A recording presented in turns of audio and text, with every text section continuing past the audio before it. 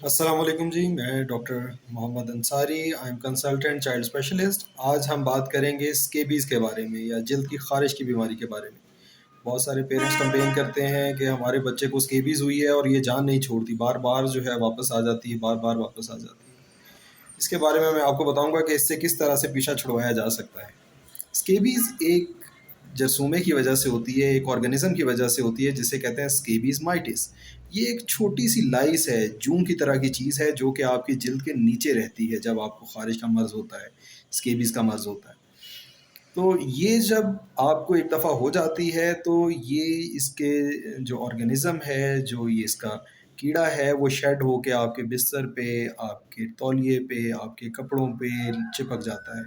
और जब आप दोबारा उस जगह को इस्तेमाल करते हैं, जो भी उस चादर को इस्तेमाल करता है या जो भी उस तौलिए को इस्तेमाल करता है, तो घर के दूसरे अफराद को भी लग जाती है और उस बच्चे को भी दोबारा लग जाती है। उस बच्चे को दोबारा लगने के चांसेस इस वजह से भी ज़्यादा होते हैं क्योंकि उस बच्चे को कि पहले से स्किन की जो ब्रेक है वो ज़्यादा हुई होती है, उसकी स्किन में माइक्रो एब्रेजन्स होती हैं, ब्रेकेजेस होती हैं जिसमें पहले से ये रह रही होती, तो वो वापस रिटर्न हो जाती है उसको।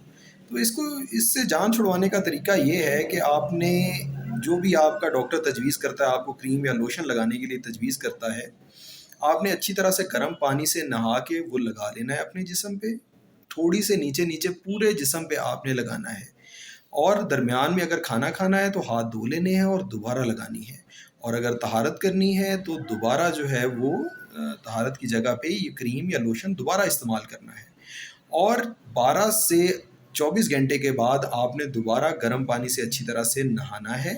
और इस सारे 24 घंटे के दौरान जो आपके पास टाइम है, इसमें बच्चे ने जो भी चीज़ें इस्तेमाल की हों, कपड़े, तौलिया, चादर का कवर, रज़ाई, ब्लैंकेट, तकिए का कवर, उसके सारे कपड़े जो उसने बीमारी की हालत में इस्तेमाल किए हों, उन सब को धोना है, गर्म पानी से धोना है, धूप में खुश करना है और बाद में इस्त्री करना है उन्हें। और जो बच्चा है उसको यही अमल दोबारा आपने 2 से 3 दिन के बाद एक दफ़ा रिपीट भी करना है क्योंकि सब जरासीम, सब ये जो कीड़े होते हैं, जो इसके स्केबीज़ माइटिस है, वो एक ही एप्लीकेशन से सब नहीं मर जाते।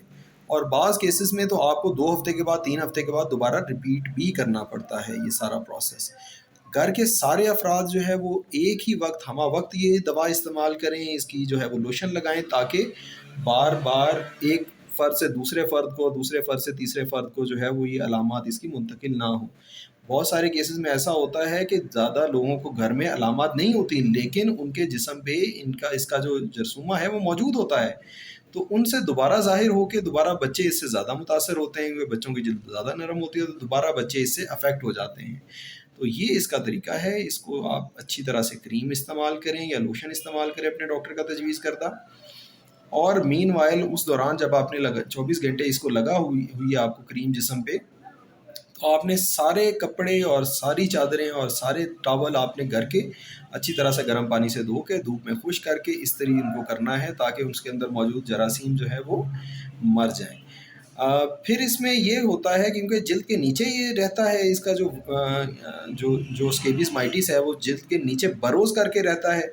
तो क्रीम या लोशन लगाने के बावजूद 2 हफ्ते तक ख़ारिश जो है वो जारी रहती है क्योंकि उनकी डेड बॉडीज़ जो हैं वर्म्स की वो मौजूद होती हैं जिल्द के अंदर ही। फिर आहिस्ता आहिस्ता जैसे जैसे आप नहाते हैं तो वो शेड होती है जिल्द और उसके जो जरासीम है वो भी शेड हो जाते हैं। फिर आपको उसकी वजह से एलर्जी और ख़ारिश का मसला बिल्कुल ख़त्म हो जाता है।